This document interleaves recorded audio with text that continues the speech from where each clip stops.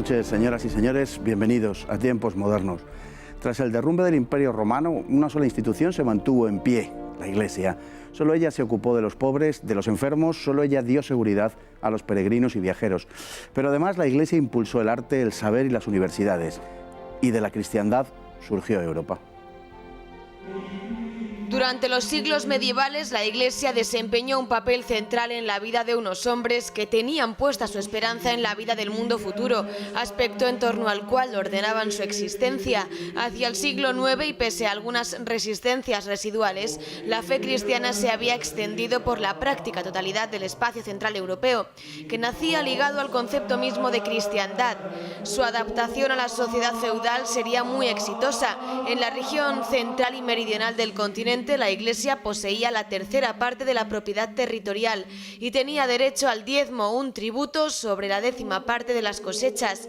Mediada la Edad Media, los europeos se consideraban parte de una entidad más amplia, la cristiandad, bajo el imperio del Papa y el emperador. El desorden y la violencia presentes en la sociedad feudal eran contrarrestados por la organización y la evidente superioridad intelectual de la Iglesia. Los clérigos, prácticamente las únicas personas cultas en Europa, se encargaban de la educación, del socorro de los pobres y del consejo de los monarcas y poderosos. En su conjunto se dividían en dos: clero secular, constituido por los sacerdotes viviendo en medio del mundo, y clero regular, por los monjes. El monacato lo había inaugurado San Benito de Nursia en el siglo VI, bajo el principio ora et labora, y la disciplina de la obediencia, la castidad y la pobreza. Los monasterios tuvieron una gran importancia en la vida del medievo debido al cultivo de las tierras, a la labor de la evangelización en el entorno rural y también porque formaron ricas bibliotecas en las que se conservaron copias de muchos de los libros de mayor importancia de la antigüedad y de su tiempo. Durante los años centrales de la Edad Media se produjo un enfrentamiento entre el poder civil y el eclesial, que estalló en el último cuarto del siglo XI y que no concluiría hasta el primero del XII. Es la conocida querella de las investiduras, al tratar la Iglesia de sacudirse el dominio del poder civil que había generado unas prácticas corruptas en el seno de la institución.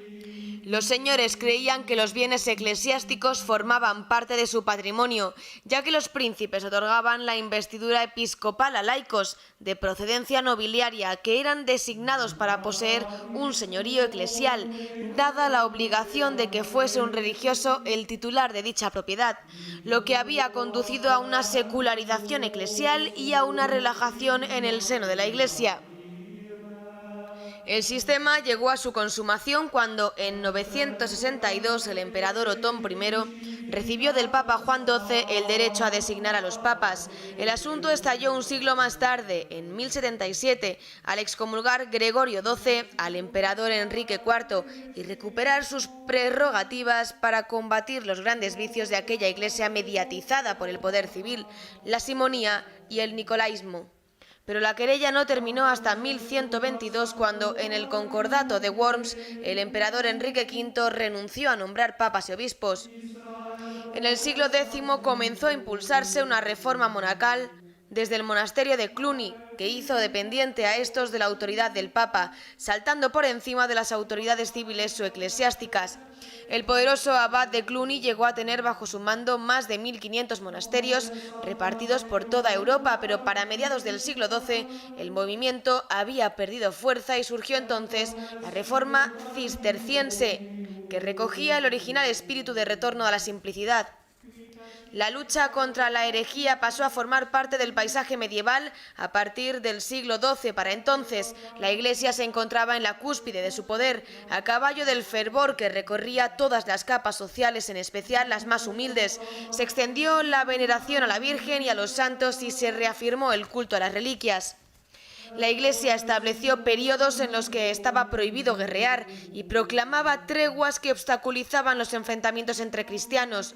Utilizaba la amenaza de excomunión con el mismo propósito y fue la gran impulsora de las artes y del saber. A través de las universidades, la fe cristiana resplandeció en el románico durante los siglos centrales del medievo y, sobre todo, en el arte gótico, en muchos aspectos el momento culminante del arte occidental.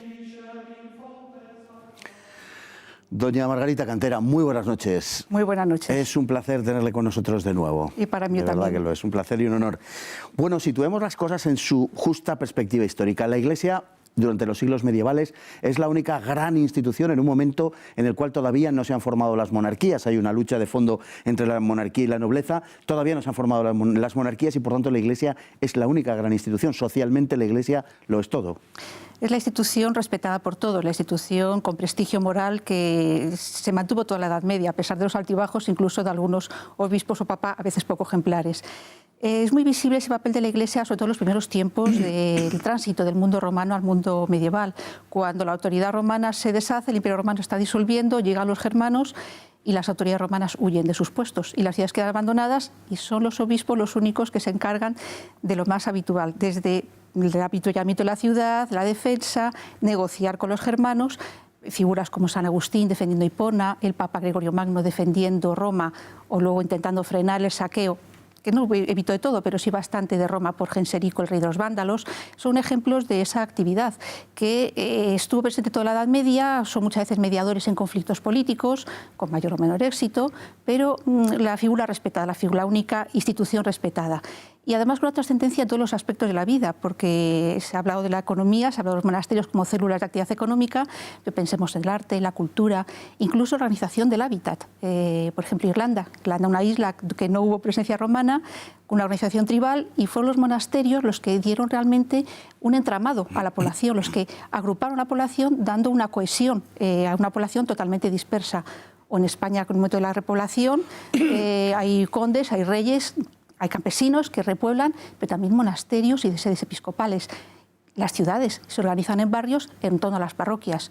Y luego pues, la manifestación cultural, el arte, las costumbres, la pacificación de las costumbres, es realmente la institución respetada y clave durante no solo la Edad Media, pero quizás de forma muy particular la Edad Media.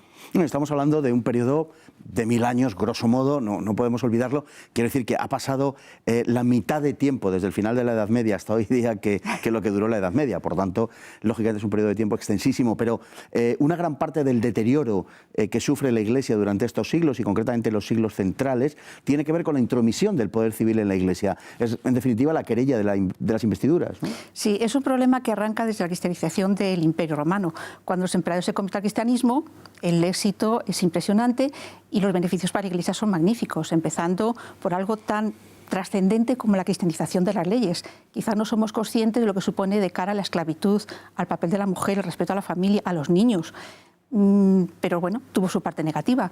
Los emperadores se consideraban protectores de la Iglesia, una protección que la Iglesia, en momento también de dificultades de todo tipo, consideraba necesaria, y de protectores pasaron a intrometerse en asuntos puramente eclesiásticos, superando la barrera de lo que era la protección que esperaba la Iglesia.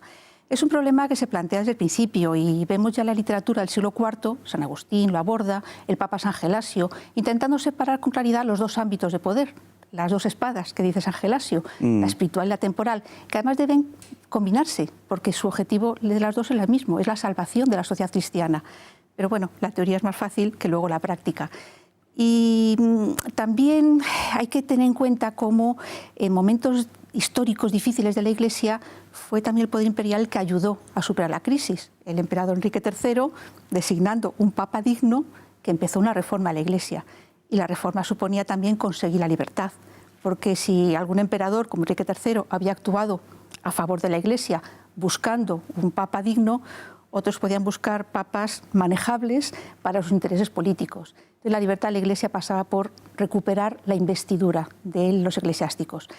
Y aquí entra el debate y se entiende un poco las dos posturas, la Iglesia y el emperador, defender sus, digamos, derechos. La Iglesia afirma, y es cierto, que el cargo episcopal es un cargo eclesiástico con repercusiones religiosas, es decir, debe otorgarlo el Papa o los obispos.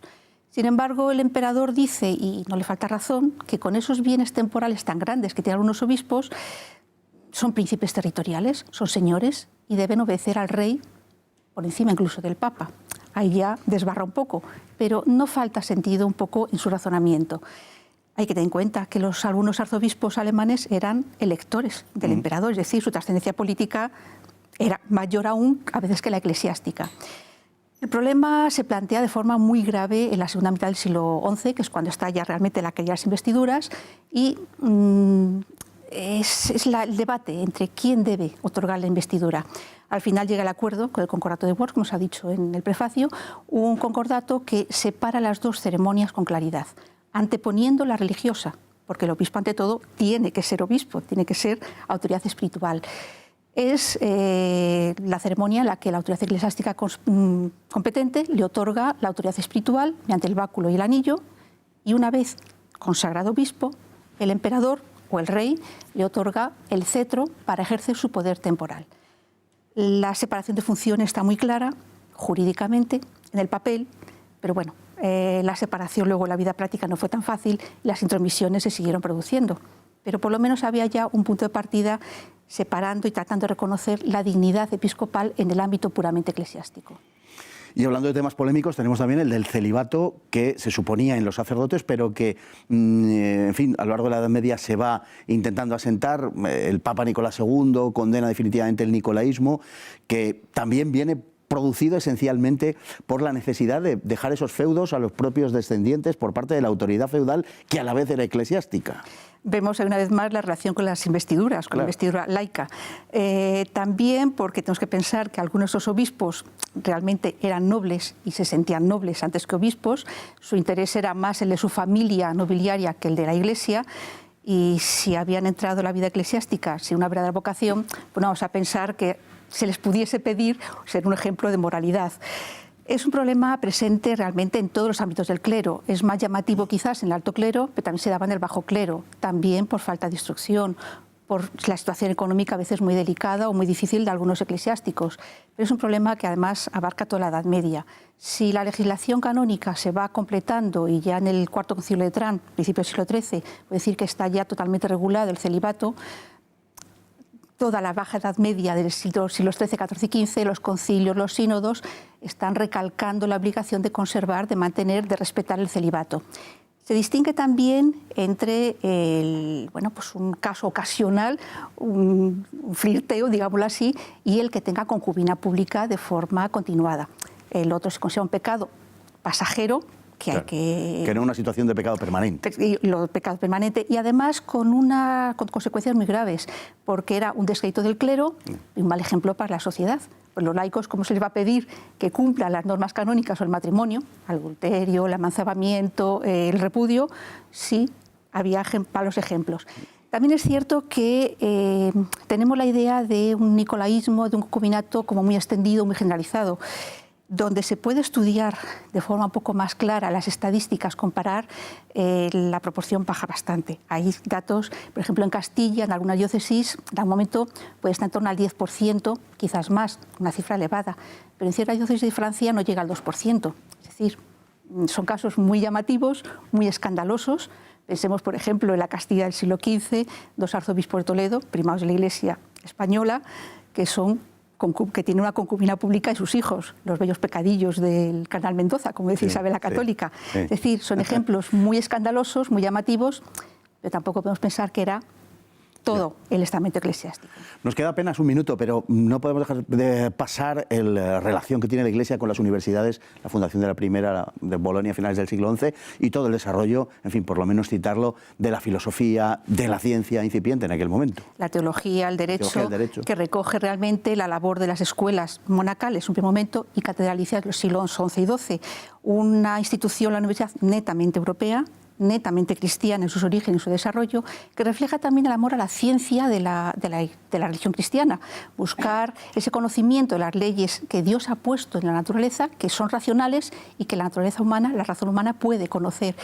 Se produce un desarrollo importante del derecho, sobre todo Bolonia, de las ciencias experimentales, Oxford, la teología, París, o la medicina, Montpellier, una rama que no estuvo tan desarrollada quizás en otras universidades, pero que también tuvo su ámbito dentro de una escuela anterior. Se duda el origen, quizás eclesiástica, quizás no, pero después una universidad que, como todas, nacen al amparo de la Iglesia. Pues una iglesia medieval que, frente a lo que muchas veces se quiere, fue una iglesia luminosa, fue una iglesia como el propio gótico, que fue uno de los grandes legados que nos ha dejado, quizá una de las expresiones más acabadas del arte, no solo cristiano, sino del arte de todos los tiempos y de todas las culturas. Doña Margarita, muchísimas gracias de corazón por estar hoy con nosotros. Creo que, hablando de esa luminosidad, usted ha arrojado muchísima luz sobre este tema. Muchas gracias, encantada de estar aquí. Y a ustedes igualmente, muchas gracias y hasta el próximo programa, si Dios quiere.